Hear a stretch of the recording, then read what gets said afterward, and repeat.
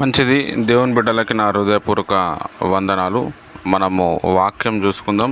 ఈరోజు జూలై నెల కాబట్టి మనం వాగ్దానంతో కూడిన వాక్యము చూసుకుందాము.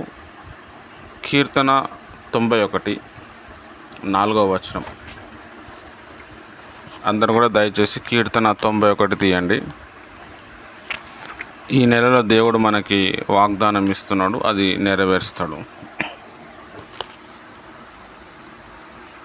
ఆయన తన రెక్కలతో నిన్ను కప్పును, ఆయన రెక్కల క్రింద నీకు ఆశ్రయము కలుగును. ఆయన సత్యమును కేడము డాలునై ఉన్నది. రాత్రి వేళ కలుగు భయముకైనను, పగటి వేళ ఎగురు బాణముకైనను, చీకటిలో సంచరించు తెగులకైనను, మధ్యాహ్నమందు పాడు చేయు రోగముకైనను నీవు భయపడకుందువు. నీ ప్రక్కన 1000 మంది పడినను, నీ కుడి పక్కన 10,000 మంది కూలినను అపాయం నీ వద్దకు రాదు.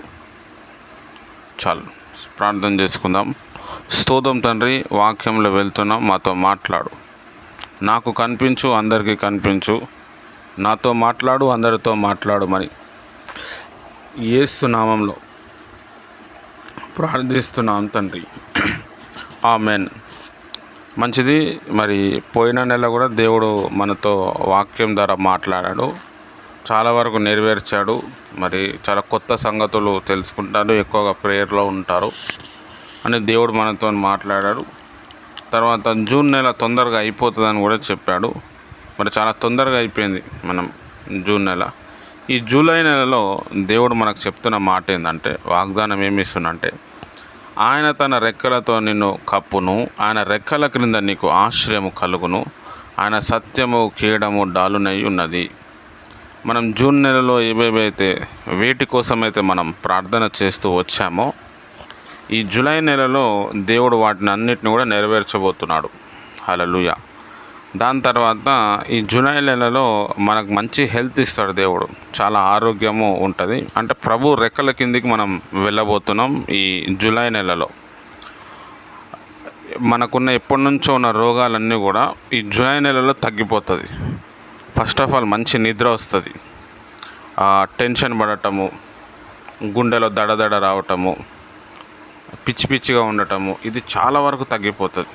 మనకే కాదు, మన ఇంట్లో ఉన్న వారందరూ కూడా. తర్వాత ఈ జూలై నెలలో దేవుడు మంచి వర్షాలు ఇవ్వబోతున్నాడు. ఆ వర్షాల చేత పంటలు కూడా మంచిగా పండుతాయి. కొంచెం రేటు కూడా ఈ జూలై నెలలో కొన్ని విషయాలు దిగిపోతాయి. హల్లెలూయా. దాని తర్వాత ఈ నెలలో మనం ఎక్కువగా దేవుని ఒక సన్నిధిని బాగా ఎంజాయ్ చేస్తామన్నమాట. అంటే దేవుని ఒక సన్నిధిలో ఉంటే చాలు. ఇన్ని రోజులు చేసిన ప్రేయర్ లైఫ్ వేరే ఉంటుంది. ఈ జూలై నెలలో ఊకే ప్రేయర్ చేయాలనిపిస్తుంది మనకి. అన్నం తినబుద్ధి కాదు, నిద్రపోబుద్ధి కాదు, కానీ ప్రేయర్ ఎక్కువగా ప్రేయర్లో ఉండాలా, ప్రేయర్ చేయాలా. మనకు తెలియకుండానే దేవుని ఒక ఆత్మ మనకి ఏం చేస్తుందంటే ప్రార్థన గుండా నడిపిస్తూ ఉంటుంది. తర్వాత ఒక పక్క నుంచి దేవుడు బాగా ధైర్యం ఇస్తూ ఉంటాడు. నేనున్నా కదా, ప్రార్థన చేయి, నేను నీకు తోడుగా ఉన్నాను. మనం అసలు మైండ్లో కూడా ఉండదు అలాంటి విషయాలు మన లైఫ్లో ఈ జూలై నెలలో దేవుడు జరిగించబోతున్నాడు. తర్వాత 5వ వచనం చూడండి. రాత్రి వేళ కలుగు భయముకైనను, పగటి వేళ ఎగురు బాణముకైనను, చీకటిలో సంచరించు తెగులుకైనను, మధ్యాహ్నమందు పాడు చేయు రోగముకైనను నీవు భయపడకుందువు. చాలు. ఈ రాత్రి వేళ కలుగు భయము, రాత్రి సమయంలో సైతాన్ శక్తులు అనేటివి ఆవరిస్తాయి. పగటి వేళ ఎగురు బాణంకైనను, బాణము అంటే ఇక్కడ మంత్రశక్తి, మంత్రాలు.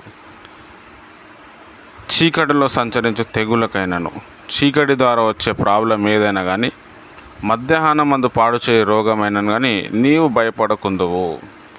అంతకుముందు మనకి ఏదైతే మన ఇంట్లో, మన ఫ్యామిలీలో ఏ రోగాల చేత మనము బాధపడినామో, భయపడినామో, ఈ నెల నుండి దేవుడు అవన్నీ కూడా తీయబోతున్నాడు. హల్లెలూయా. దేవుడు మనకి స్వస్థత ఇవ్వబోతున్నాడు. మన పిల్లలకు కావచ్చు, మనకి కావచ్చు. తర్వాత ఈ స్వస్థత, ఆత్మీయ స్వస్థత కూడా మనకు దొరుకుతుంది. అంటే ఎక్కువగా మనము దేవునిలో ఆనందిస్తాం. ఈ జూలై నెలలో చాలా సంతోషం అనిపిస్తుంది. అసలు మనం ఒక వేరే ప్రపంచంలో వెళ్ళబోతున్నాం.